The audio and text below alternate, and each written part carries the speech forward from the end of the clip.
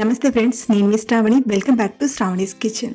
ఈరోజు మన కిచెన్లో ఆరోగ్యానికి ఎన్నో ప్రయోజనాల్ని మరెన్నో హెల్త్ బెనిఫిట్స్ని అందించే ఆమ్లా మురబ్బాను చేసే ఒక సింపుల్ మెథడ్ని ఈ వీడియోలో మీతో షేర్ చేసుకోబోతున్నానండి.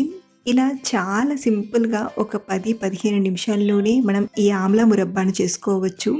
ఇక్కడ నేను చక్కెర వాడకుండా ఇంట్లో అందరూ తినే విధంగా బెల్లంతో చేస్తున్నానండి. మరి రుచితో పాటు ఆరోగ్యానికి ఎంతో మేలు చేసి ఈ ఉసిరికాయ రెసిపీని ఎలా చేయాలో ఇప్పుడు చూద్దాం రండి. ఇక్కడ నేను 1/2 కేజీ వరకు ఉసిరికాయలు తీసుకున్నాను.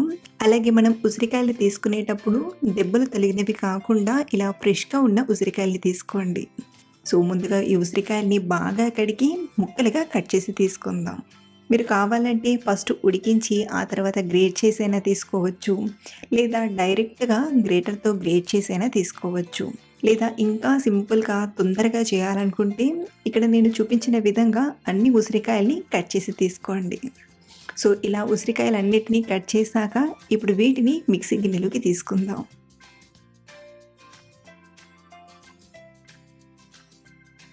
అలాగే ఇందులోనే ఒక 1/2 ఇంచ్ అల్లం ముక్కను తీసుకోండి. మరీ ఎక్కువగా వేయద్దు. ఇలా చిన్న ముక్క అల్లం ముక్కను తీసుకొని దీన్ని మనం కొంచెం బరకగా గ్రైండ్ చేసి తీసుకుందాం. మధ్య మధ్యలో కలుపుతూ గ్రైండ్ చేసామంటే ఒక కాడ ఎక్కువ ఒక కాడ తక్కువ గ్రైండ్ అవ్వకుండా ఈవెన్గా గ్రైండ్ అయిపోతుంది. చూడండి, వీడియో క్లిప్లో చూపిస్తున్నట్టుగా ఇలా మనం గ్రేటర్తో తురిమి తీసుకున్నట్లుగా కొంచెం బరకగా ఇలా గ్రైండ్ చేసి తీసుకోండి. సో ఇలా గ్రైండ్ చేసిన ఇప్పుడు దీన్ని మనం ఉడికించుకుందాం. ఉడికించడానికి మందంగా ఉన్న స్టీల్ ప్యాన్ కానీ లేదా ఇలా నాన్ స్టిక్ ప్యాన్ కానీ తీసుకోండి. ఈ రెసిపీ చేయడానికి ఐరన్ ప్యాన్ అయితే అస్సలు వాడకూడదండి.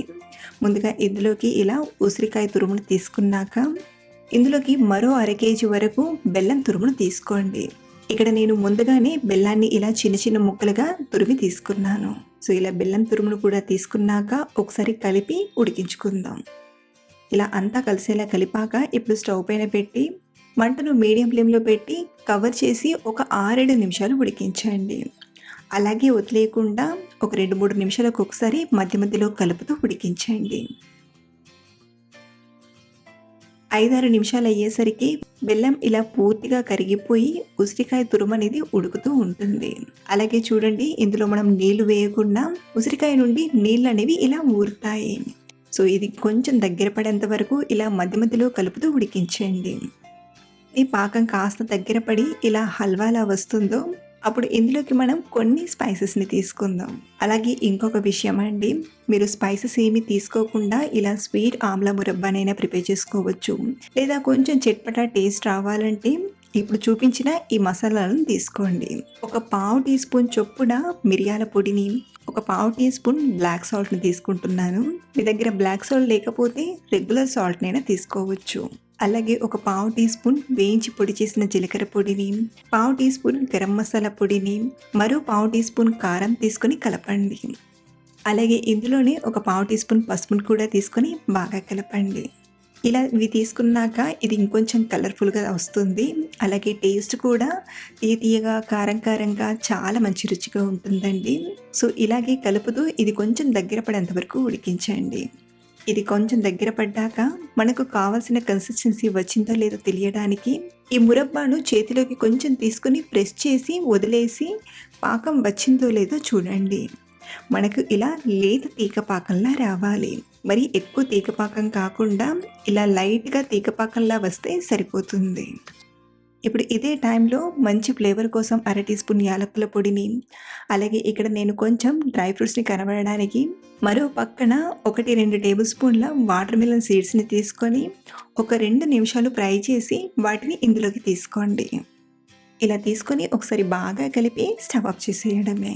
అయితే ఇలా స్టవ్ ఆఫ్ చేశాక ఒక 4-5 నిమిషాలు అంటే ఇది కొంచెం చల్లారేంత వరకు మధ్య మధ్యలో కలుపుతూ కొంచెం చల్లారనివ్వండి.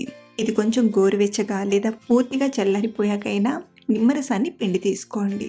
ఇలా ఇందులో ఒక టేబుల్ స్పూన్ వరకు నిమ్మరసాన్ని తీసుకోవడం వలన ఇందులో ఉన్న బెల్లం అనేది తిరిగి గట్టిగా అవ్వకుండా జ్యూసీగా అలాగే ఈ మురబ్బ ఎక్కువ కాలం వరకు నిల్వ ఉంటుంది. కాబట్టి ఇలా చివర్లో నిమ్మరసాన్ని తీసుకునే స్టెప్ని అస్సలు మిస్ చేయకండి. ఒకసారి బాగా కలిపి ఇది పూర్తిగా చల్లారాక ఏదైనా బాటిల్లోకి తీసుకుని స్టోర్ చేసుకోవడమే.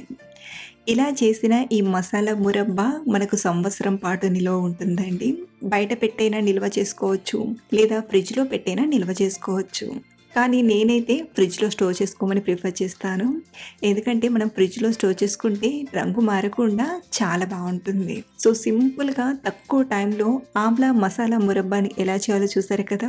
ఈ సీజన్లో వచ్చే ఉసిరికాయలతో ఇలా ఒకసారి తప్పకుండా ట్రై చేయండి. రోజు కొంచెం తీసుకున్నా నోటికి రుచిగా కమ్మగా తినాలనిపిస్తుంది.